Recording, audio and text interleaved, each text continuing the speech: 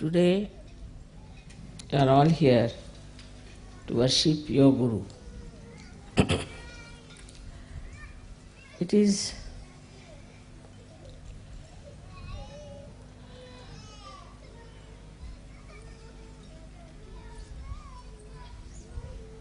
a common practice, especially in India, that you must worship your Guru. And the Guru has to fully be in control of his disciples.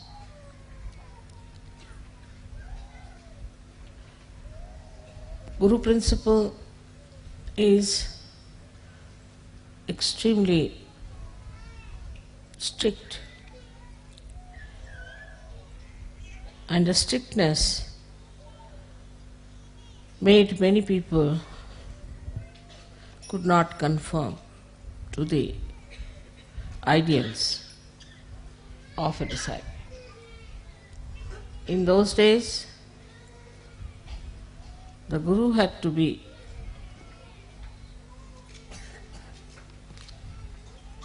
absolutely the authority, and it was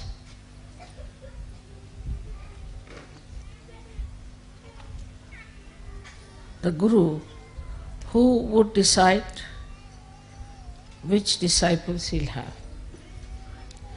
And one had to go into great tapasya, to great penances, to even become a disciple.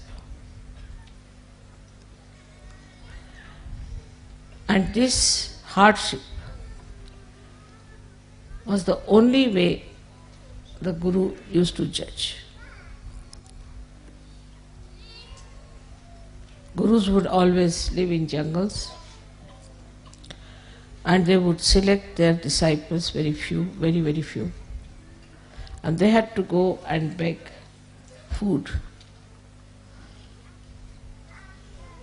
from the neighboring villages and cook food for their Guru with their own hands and feed the Guru.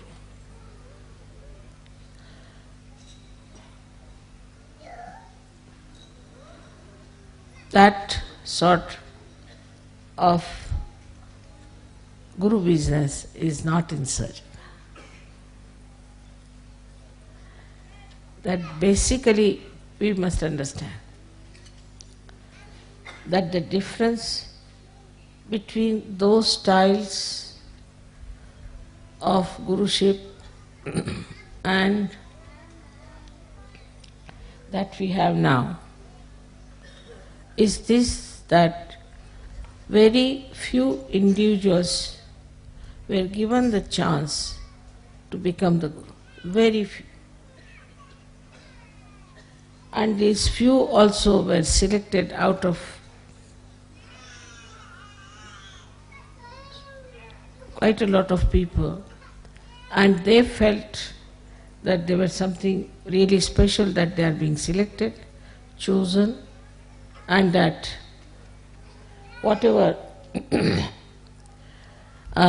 they will have to go through is all welcome. With this idea, they became the disciples. But Sahaja Yoga is a very different thing. I would say just the opposite. First of all, your Guru is a mother,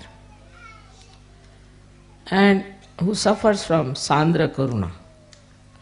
At the slightest things that happen to you, my eyes get filled with tears. So, as a mother, to be a Guru is a very difficult thing. But at the same time, for you to achieve heights is also difficult. Because you get lost when I love you so much, and in that love you forget sometimes that the progress in your being is very slow. It is important that in Sahaja Yoga you have to be strict with yourself. That's why I said that you have to be your own guru, which people do not understand what it means. You have to be your own guru means you have to guide yourself, you have to treat yourself as your disciple, and you have to trim yourself. If you do not understand the responsibility as Sahaja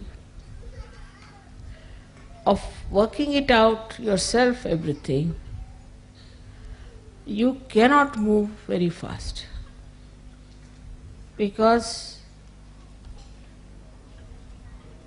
it is a different type of relationship between the Guru and the disciples. So first, I have always said you become your own Guru. So you have to make a lot of introspection and fix your ideals. Before you, I am sitting. You have seen me how I am. I can eat anything. I need not eat at all for days together. I can sleep anywhere. I may not sleep at all. I travel for miles together untiringly. I have this energy because I am a guru of myself also. So the first thing is that there should be a lot of introspection. What's wrong with me, not wrong with others? What's wrong with me? Am I seeking the comfort of my body? The attention, is it on my body or on my spirit? If so, what am I doing? I think best thing is to write it down. Can I sleep on the grass? Can I sit on the stone? You have to make this body work. Can I sleep anytime I like, and can I keep awake anytime I like? I've seen people doze off. The reason is this, not that they're bad or in any way indisciplined people, but because inside they are tired. If you are tired inside, then you feel tired all the time. You will see on the television, if you see people in the West, they are always sitting like this, because they are so very tired. Why are they so tired? They don't work so hard. So introspect how you behave. Now when you start introspecting yourself, you'll also start introspecting your surroundings and your styles and your methods and what you are doing to yourself because of the conditionings of the outside. Now the conditionings of the outside in the West are of a psychological nature. Indians have other conditionings which are also quite surprising. or we should say the Western people, they must wash their hand 10 times. Even if their skin comes out, they'll go on washing like mad. They must have a bathroom attached to them all the time. They must have their baths. If they don't have bath, they are not comfortable. They have other conditionings also. All kinds of stupid conditionings they have. But the conditionings that we have in the West are more psychological, and that's why you cannot find out what's wrong with you. The physical conditionings are not so dangerous. You can get over them or you can manage. But when you have conditioning of your psychology, you cannot understand what's wrong with you. Now, if you introspect around, what you will find is a very subtle thing. Firstly, that because of the wars maybe, I don't know why, but everybody is afraid of everyone. Especially I think Freud. Because of Freud, even the mother is afraid of the child. And all these things to Indians are absolutely, they can't understand this. But you people know that very well. They won't touch anybody. They won't hug anyone. First of all, when they used to play football, they used to hug. But now I see they don't hug, they just touch hands like this. After some time, I think they may just do like that or something. So frightened that nobody, even the children I've seen, are frightened of hugging their parents. So the expression of love is not there. And when there is no expression, there is no love inside. And that's how it goes on drying up and drying up and drying up. There was a little girl in Sahaja Yoga, and I had some present for that child. She was quite young, must have been about 10 years of age. So I gave it to one Sahaja Yogi, Western Sahaja Yogi, that you go and give it to her and say that I have given. No, mother, I won't give. I said, why? She'll misunderstand me. I said, what will she misunderstand? It has gone so much into the heads of people. And this has created really the psychological insecurity within you. From very childhood, this insecurity has been working. And that's why you are frightened of each other. Even of your parents, of your brothers, your sisters. Psychologically, you are suffering. And when first I came to England, they used to say it is the insecurity. I said, what insecurity? The whole world is afraid of the Western world. And what are they suffering from insecurity? They have made everybody insecure all over the world. And why? What are they insecure? They are insecure within themselves, in their own society, in their own family, in their own groups. They are so much frightened of each other. So the first thing, you should be fearless. You are a Sahaja Yogi, you are no more immoral. Cannot be immoral. If all the time, if you start thinking that you are immoral, and if you do something it is immoral, and that you have to go and do some confession somewhere, then what is going to happen to you? What sort of a personality you will have?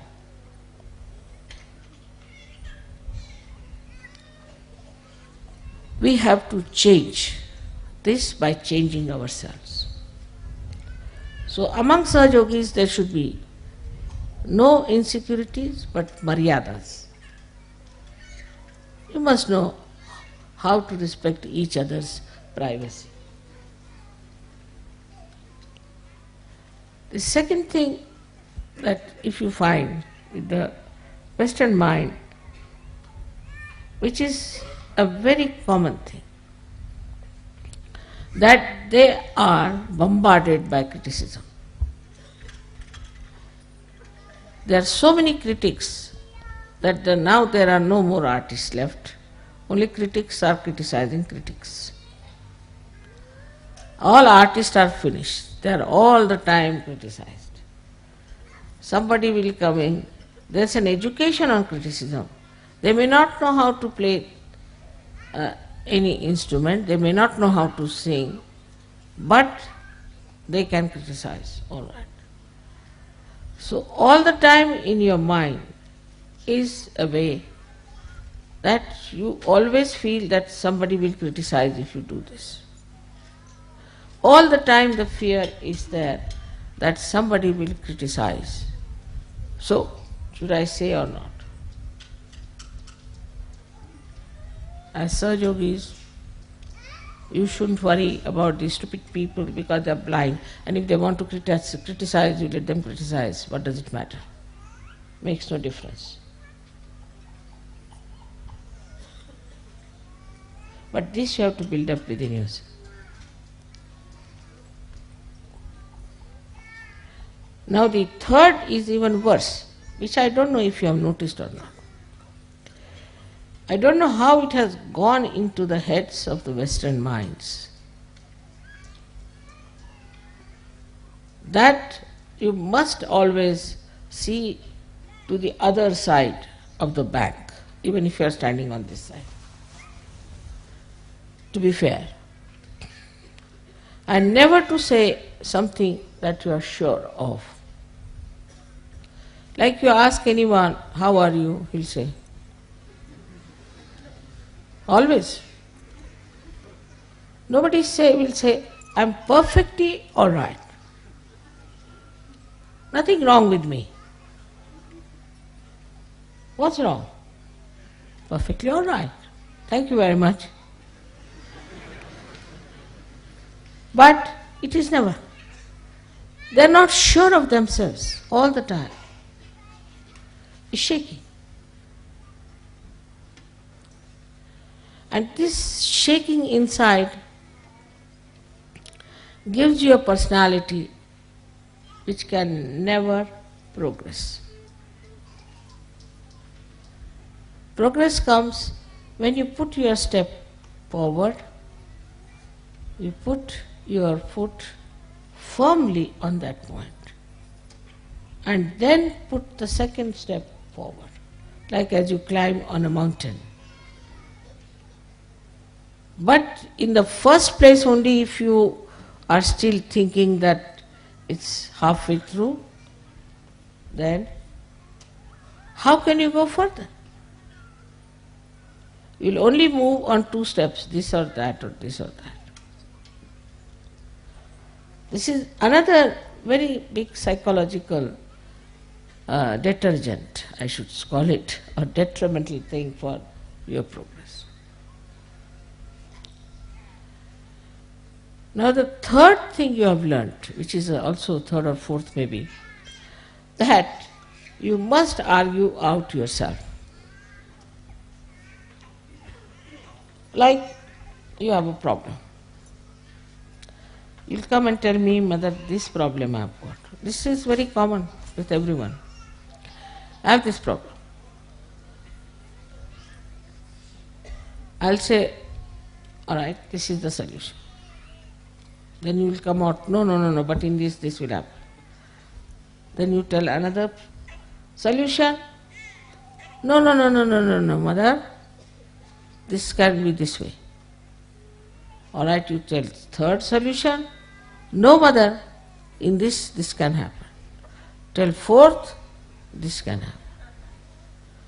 You are standing against yourself all the time. Then I have to say, this is your problem, not mine, and I am giving you the solutions, and if you want to solve your problem, better take a positive attitude. The brain is this way. In our Hindi language it is called ulti khopdi. You are all the time arguing against yourself. So how can you progress? This is another great problem of the Western mind, that it doesn't try to face any problem as your own, but go on arguing with yourself like a lawyer. See, there are two lawyers, one yourself, another lawyer, one arguing. So is a double personality in the being. Is not a single personality. As I said, it is very, very psychological that people have to take to this kind of a turn suddenly without understanding how dangerous it is.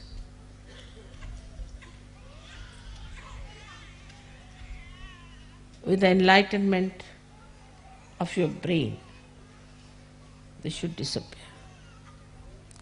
On the contrary, in Sahaja Yoga, it's very dangerous. Because you say something, you are a Sahaja Yogi. You are connected with the all-pervading power. Whatever you say gets connected. And it acts. It's very dangerous for you people not to realize that you are realized souls, and not to assume your own powers. Like, see, I have to say something secretly, then I must put my hand here and then say it, because it is connected to the mains. But supposing I keep it open like this and say something, it goes to everyone. In the same way, whatever the Sahaja Yogis say or desire or want, there are just people sitting there, see here and here, you have put them there. They are listening to you all the time. They are so anxious to do your work. All right, you say so, done. So, whatever you think, or whatever you desire, or whatever you say, you have to be extremely careful.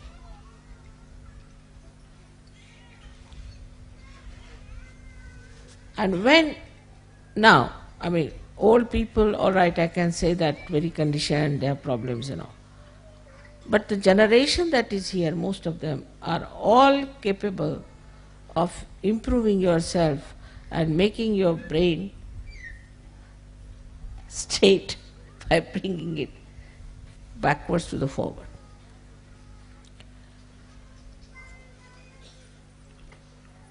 The psychological problem you do not see. The another psychological problem is, which you do not know, which is very surprising,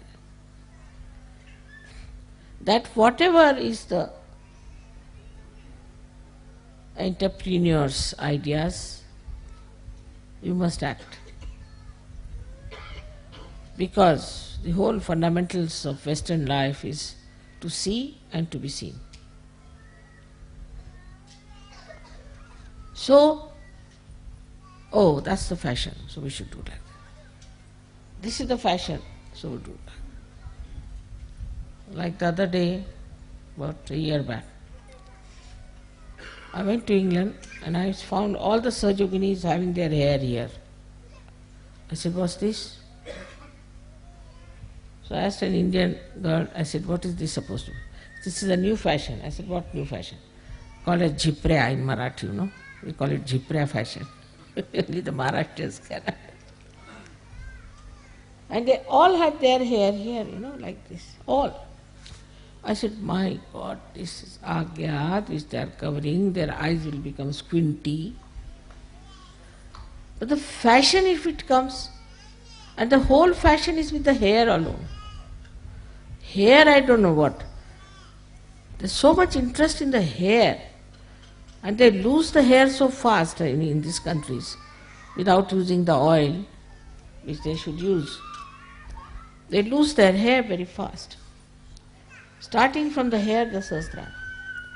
Then fashion means, what is this? These entrepreneurs, these stupid people are creating ideas, and then why should we follow them?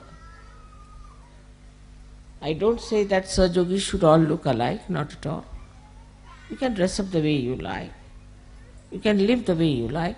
But you should not get yourself enslaved by any entrepreneurs. You are free people now. Know that very well. Know that you are absolutely free, and your freedom is absolutely in the light of your enlightenment. You can never do wrong. But first of all, have that confidence within yourself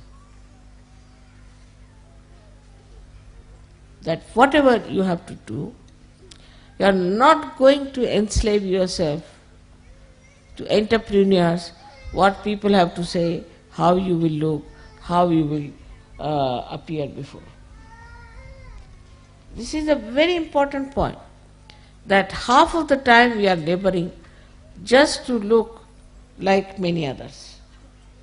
It's very surprising how these entrepreneurs have befooled the Western people. In India it won't work. Won't work. Especially the Indian women.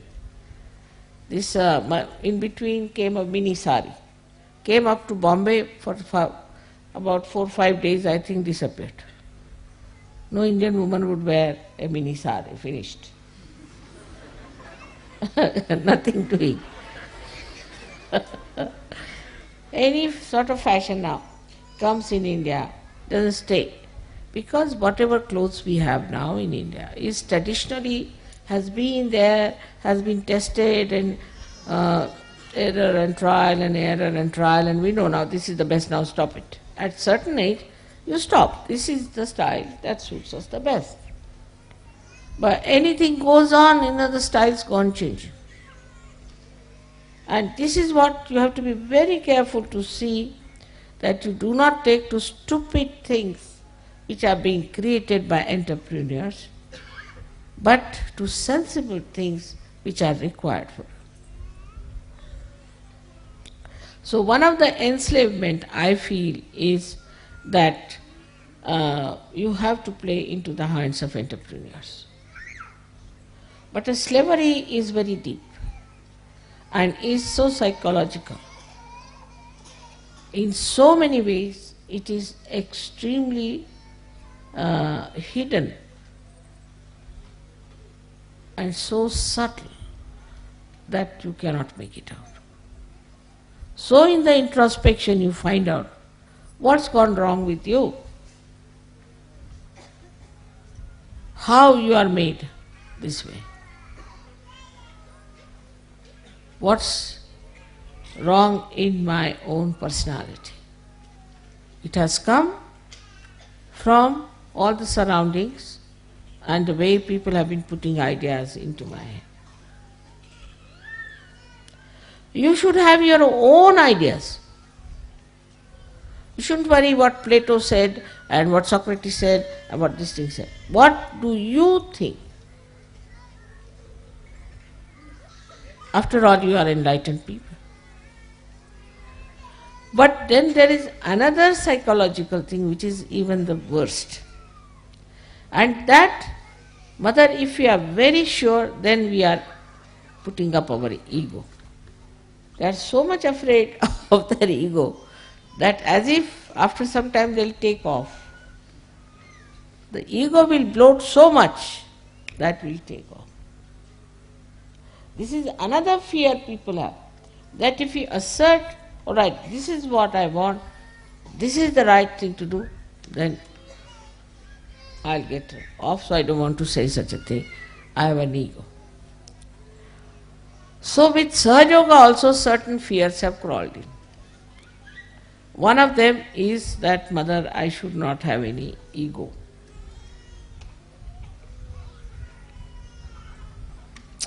Now, what is the problem of ego? That also surprising despite all fear and everything. As a reaction to it, people have developed a kind of a protesting character.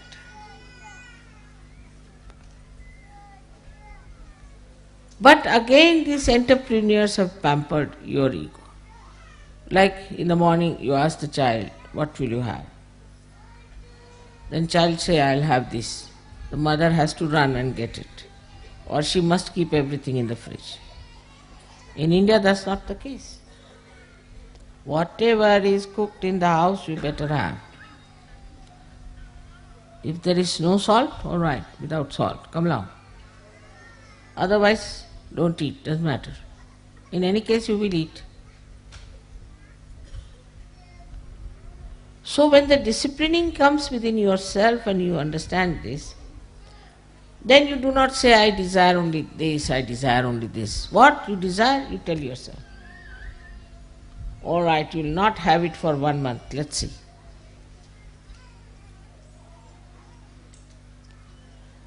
Once I must tell you about myself that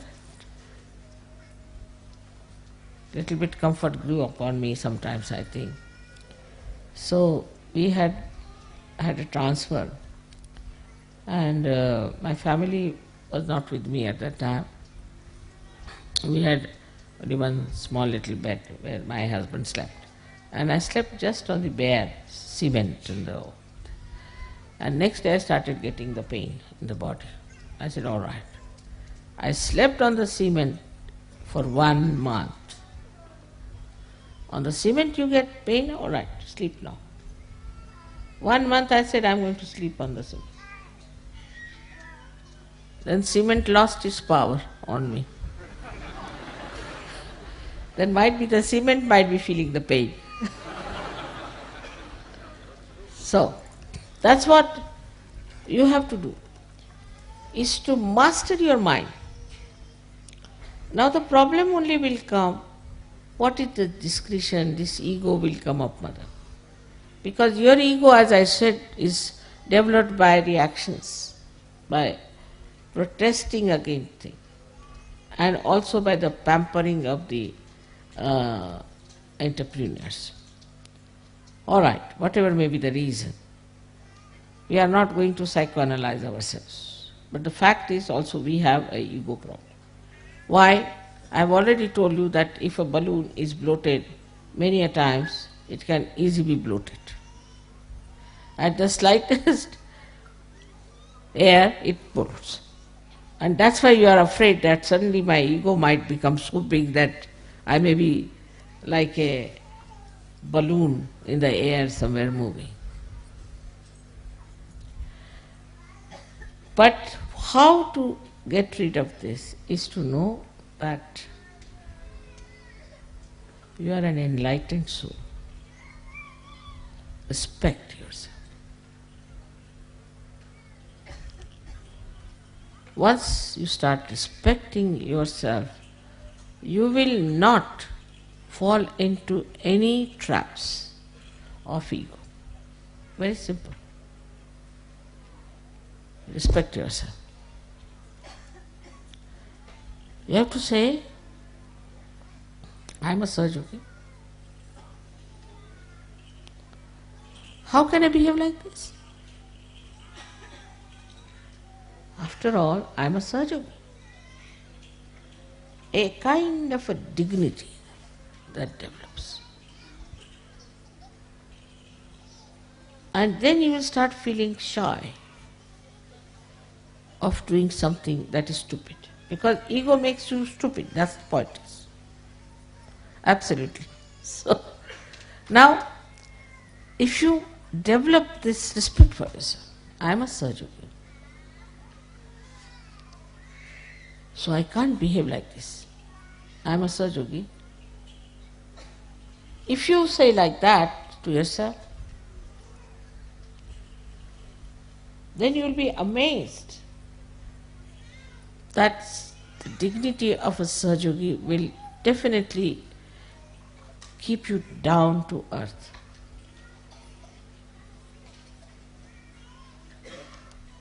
you will not get into the trap of your ego. So one side is the conditioning, another side is this ego. Simple thing is ego. That dignity has to be developed.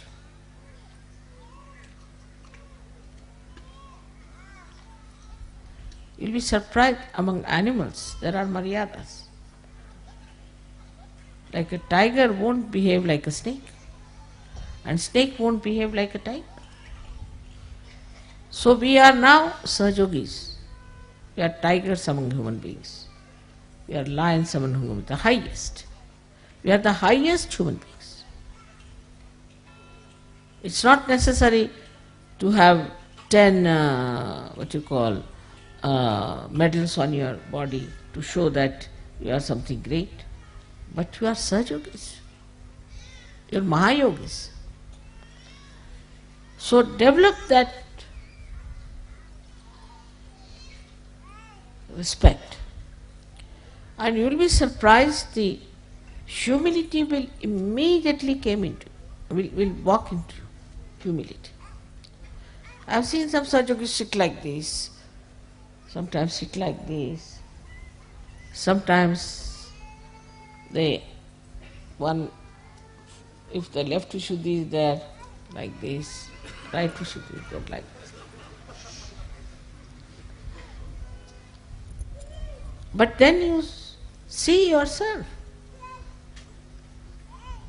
Like a bridegroom has to dress up, and he remembers, I am the bridegroom. I cannot behave like other younger boys who will be there. I have to have my own personality. I am the bridegroom. I am going for my wedding. I cannot behave like all my other friends are there. You have to behave in a particular manner. So assume this. Still, we do not know that we are Sahajogis. Once we know we are Sahajogis, that dignity will develop within us, and with that dignity you will be amazed. You will also see what is wrong in your own country, what is indignified.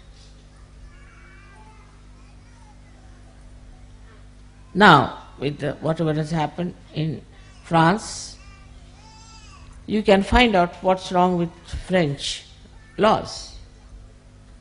But French are more interested in drinking and eating and other things. So they never paid attention, oh, let it be, what do you care for laws, let it be as it is, doesn't matter, who should bother about these things, it's nothing important. After all, if you can get something to drink. You go to any French village at seven time, you cannot meet anyone, even a drunkard. They are sitting inside and drinking. I mean, that's the main religion, main pastime. Next day with the hangover they come, so they see everything the other way down. Like this fellow, these journalists who went to India, they saw an iron gate and they thought this was the Iron Curtain of Hitler. Everything expanded, so big, crooked, because hangover,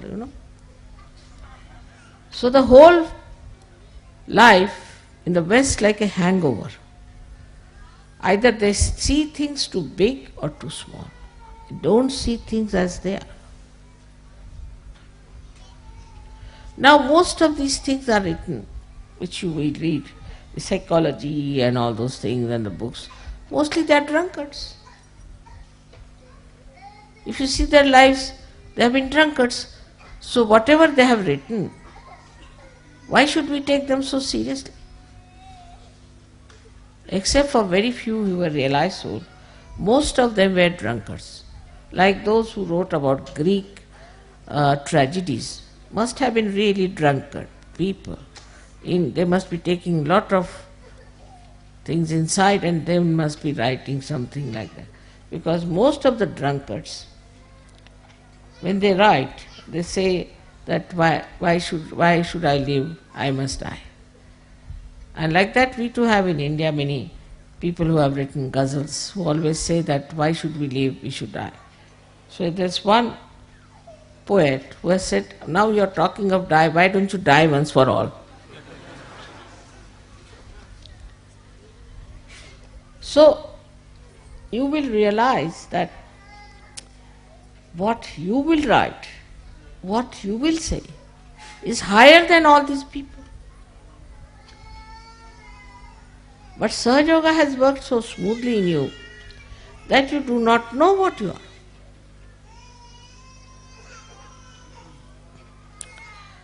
Today on Guru Puja, you are worshipping your Guru. At the same time, I bow to your Guru within yourself.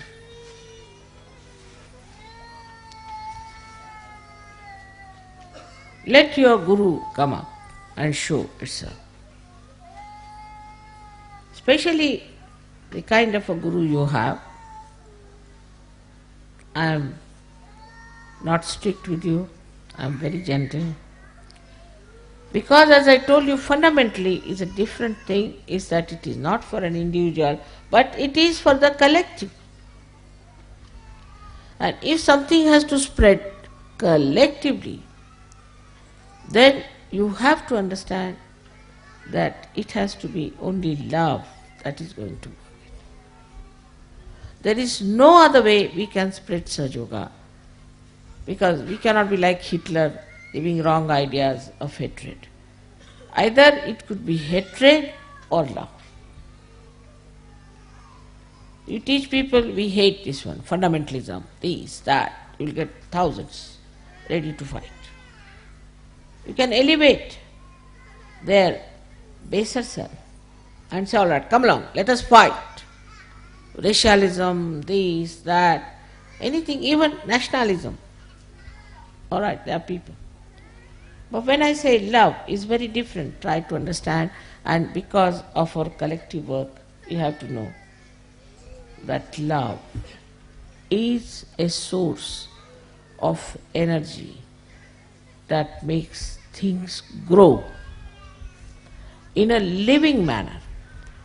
It is the energy which is a living energy. Try to understand now. This is, people don't understand.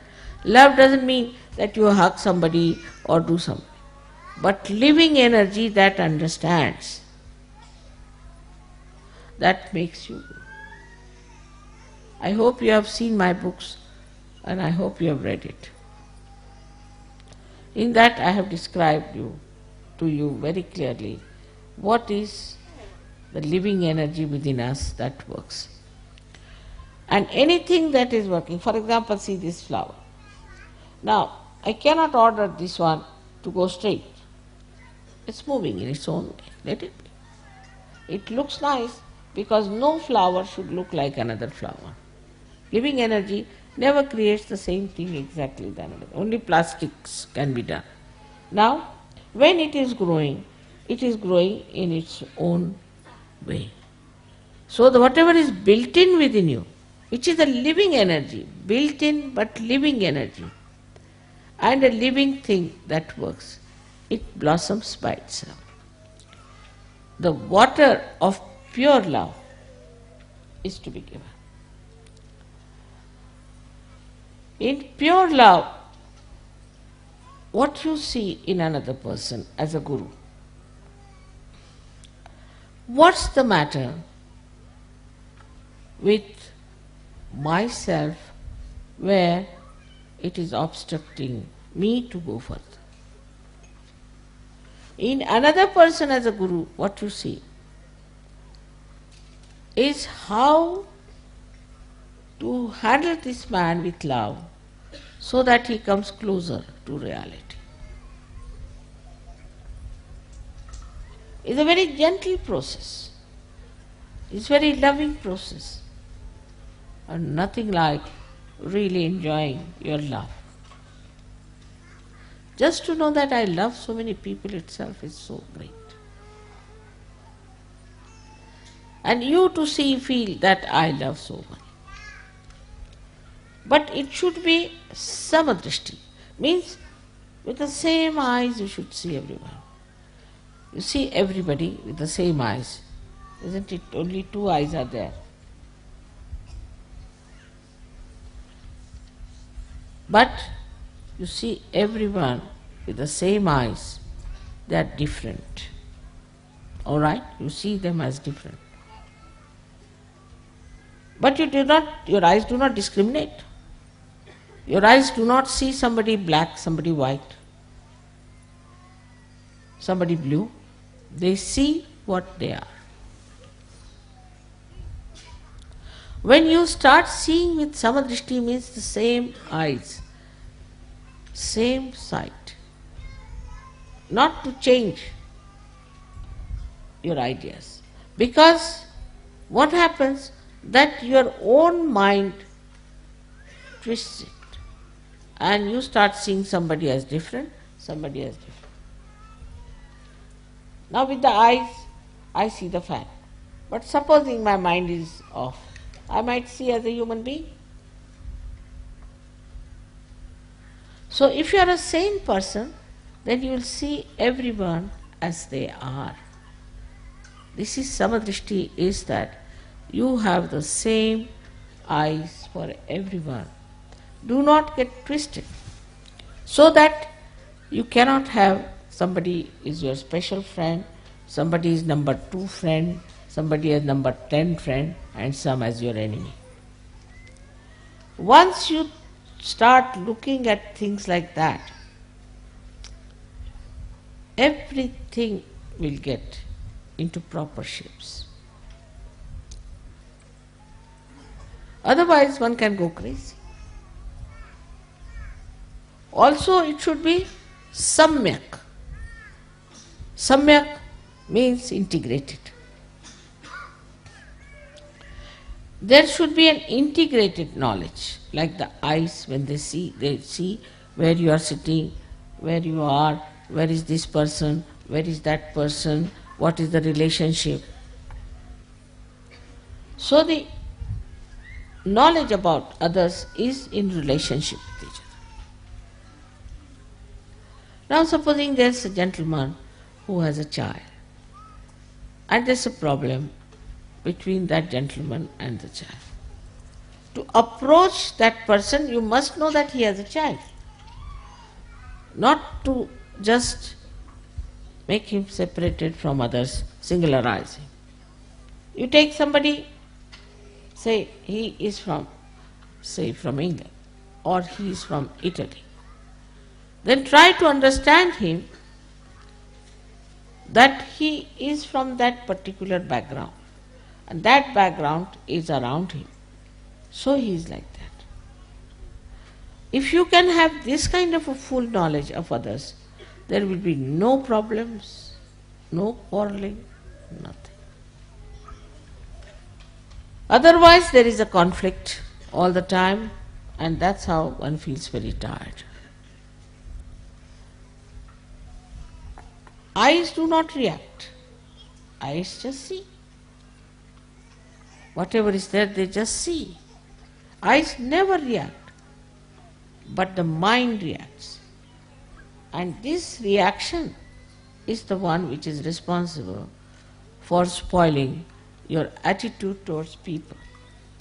So now, you should have a witness state. As Gyaneshwara said, Niranjana Pani. Niranjana Pani. To see somebody without any reaction. Just to see. And you'll know everything about that person as soon as you see that person. Niranjana Pani. Because as long as your brain is there, you do not see that person as he is. But as soon as you see that person, you just know what it is. And then immediately you will know his chakras, his kundalini, everything will penetrate. But your mind, which is loaded with nonsense, will not allow you to go to that level. So the Niranjana Pahane, the one where you just see something, that kind of an eye we have to develop. So with that, a detachment starts. Automatically You do not criticize anybody because your mind is like this against that person. You do not love somebody because your mind thinks this way. Cannot form groups, you cannot have some people who are dear to you, some are not.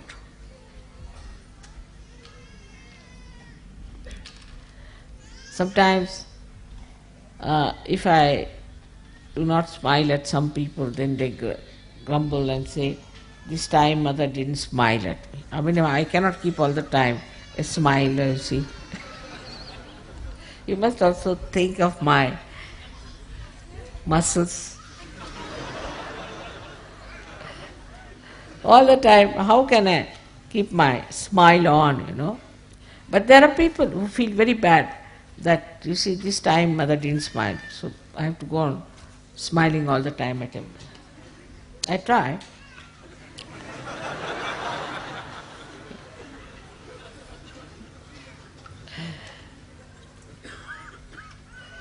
So the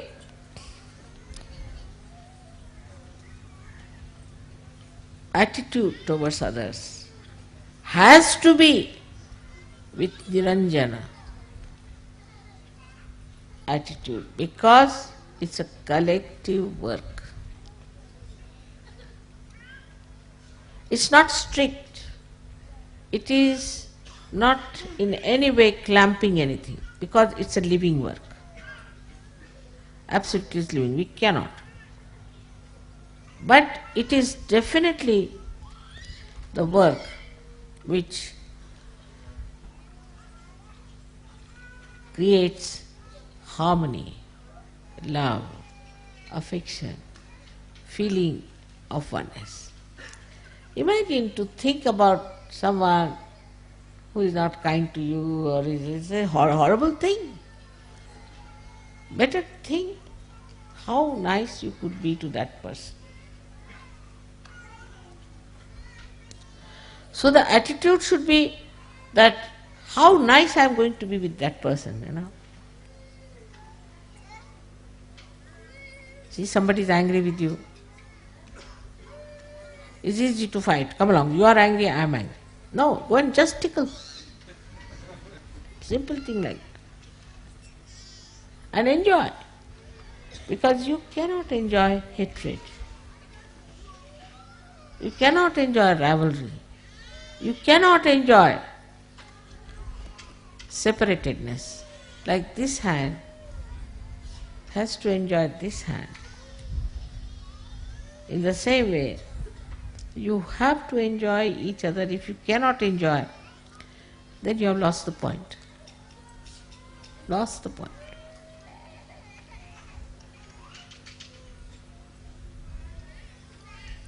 So, in the collective progress, we have to know that we cannot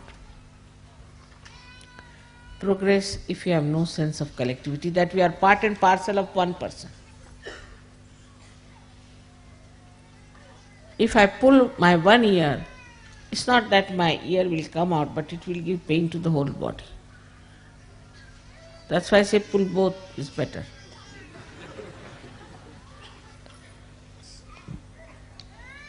And when you start, seeing this way yourself, then you'll be amazed, a kind of a sweet humor about yourself develops.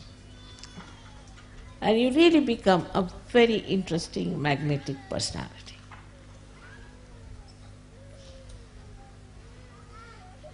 And a very enjoyable person, extremely enjoyable.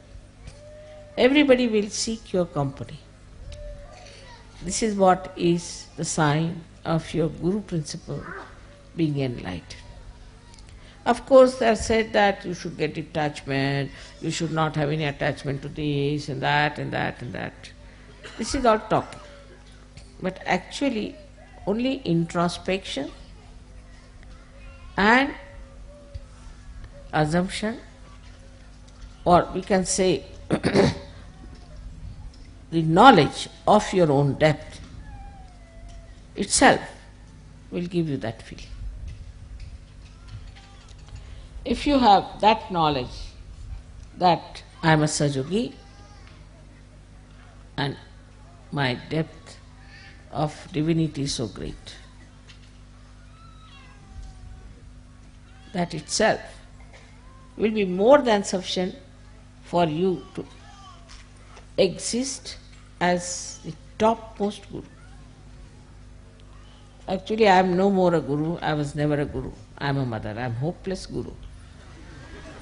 Because a guru cannot be strict, it's useless. And I have to prepare myself to say things, if there's problem between two people, and then if there's some gap of time where I have to say to them, then I start how to become strict. I tell myself. Spontaneously if something comes, then I say, why are you doing like this for the most? Spontaneous. So, you have to develop this special style of guruship in yourself, which is for the collective working. Again remember, it is for the collective working. So today, you worship your guru principle within yourself when you are worshipping. I would not say that you should try to follow me because I am hopeless in many things. Say banking I don't understand, money I don't understand. There's so many things I don't know. Really. I'm hopeless. Law I don't understand. You should not be like me, agreed. But you should be able to say, as I say, that, you see, I have these problems.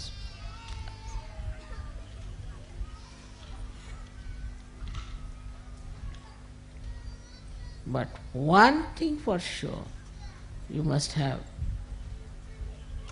complete knowledge of surgery or desire to know everything about surgery. If that works out,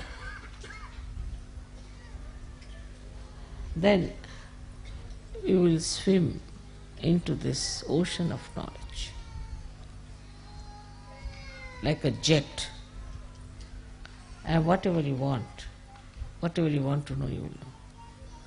But there should be a desire to know.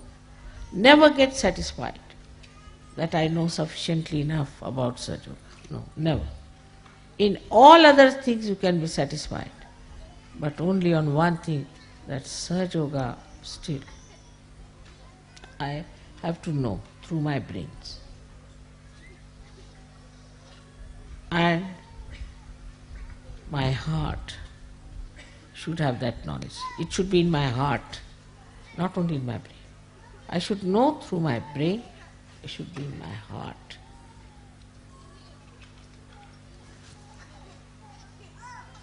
Like when you see a film, you see King Kong. Then you know it's King Kong, alright, it's the film, doesn't matter. Normally our knowledge is like that. But if you see Mr. King Kong standing here, oh my God, he's already here. In the same way, when our knowledge is in the brain, it is just like a film is away from, it's not in our heart. But when it is heart, it acts, it works.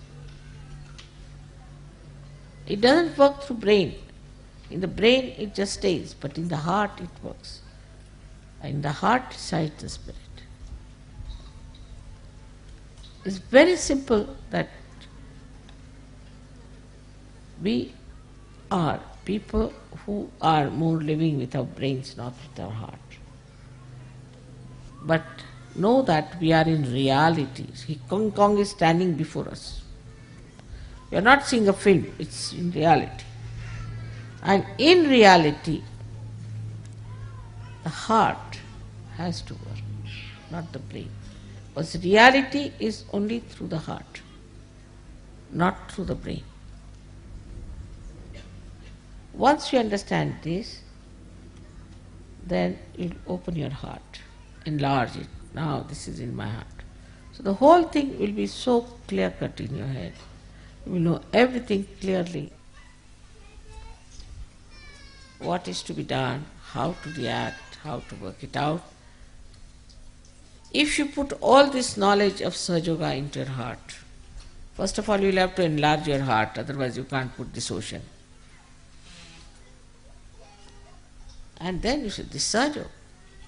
To me, everything seems to be Sahaja. Buying this house, coming to this place, all this is Sahaja. I can see clearly. Anything that I see, I connect it to Sahaja immediately. This is Sahaja. Why this is so? This is because of Sahaja. This is Sahaja. So everywhere you start seeing Sahaja when your heart knows what your brain knows. I've known people who know all the mantras very well, everything very well and all that, but in the heart. So put it in the heart. In Sahaja, the Guru is not through his brain but through his heart. May God bless you.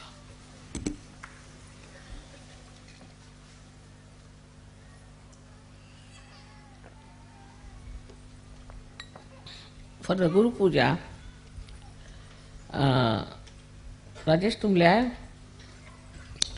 First he'll read it out. You see, now this Guru Gupta business, I never gave it to any one of you to read.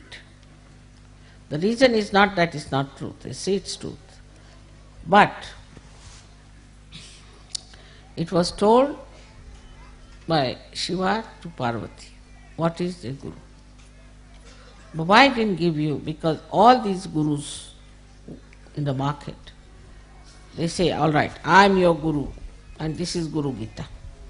In the Guru Gita is written, give all your money, all your belongings, all yourself, tana, mana, dana, your body, your mind, everything to the Guru and become a stupid fool. So they gave it to them.